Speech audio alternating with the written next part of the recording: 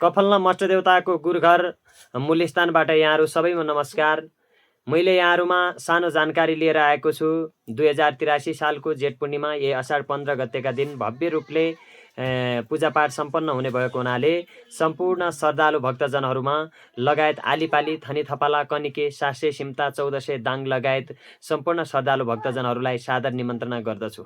साथै यो कफल्न मष्टदेवता कतिले दर्शन गरिसक्नु भएको छ, कतिले दर्शन गर्न सक्नु भएको छैन। यहाँहरू सबैको मनोरथ पुरा होस्। कफल्न मष्टदेवताले निर्धनलाई धन, अशक्तलाई शक्त, अविद्यालाई विद्या, निसन्तानीलाई सन्तान दिने कफल्न मष्टदेवताले यहाँहरूको सबैको कल्याण गर्नेछ।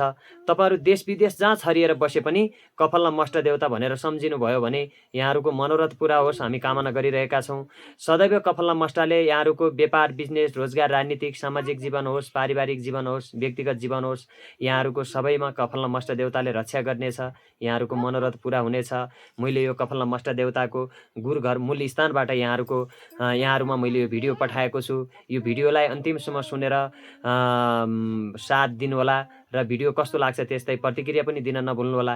अनि हामीले कफल्न मष्टदेवताको यो दर्शन गराएका छौँ त्यसका लागि पनि यहाँहरूले यो भिडियो एकपल्ट सेयर गरिदिनु होला अर्थात् जय मष्टा भनेर कमेन्टमा लेखिदिनु होला।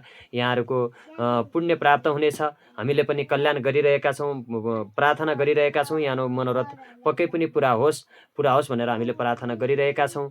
यहाँहरू सबैले एकपल्ट कफल्न मष्टदेवताको भ्रमण गरौँ, अवलोकन गरौँ, मुख्य कुरा त दर्शन गरौँ। यहाँहरूले हामी वैदिक सनातन हिन्दू धर्मावलम्बी भइसकेपछि कुलदेवता, सबै जातिको कुलदेवता अथवा सबै जातिको ठुलो कुलदेवता मूल स्थान कफल्नमा आउँ, एकचोटि पुण्य कमाउँ र दर्शन गरौँ। यहाँहरूको जुनसुकै कर्म गर्नुहोस्, जीवनमा जुनसुकै कर्म गर्नुहोस्, रुद्री गर्नुहोस्, सत्यनारायण गर्नुहोस्, लाखबत्ती गर्नुहोस्, अश्वमेध यज्ञ गर्नुहोस् अथवा जतिसुकै कर्म गर्नुहोस्, त्योभन्दा पहिला आफ्नो कुलदेवता शान्त छ कि छैन भन्ने कुरालाई चाहिँ बुझ्नुपर्ने हुन्छ।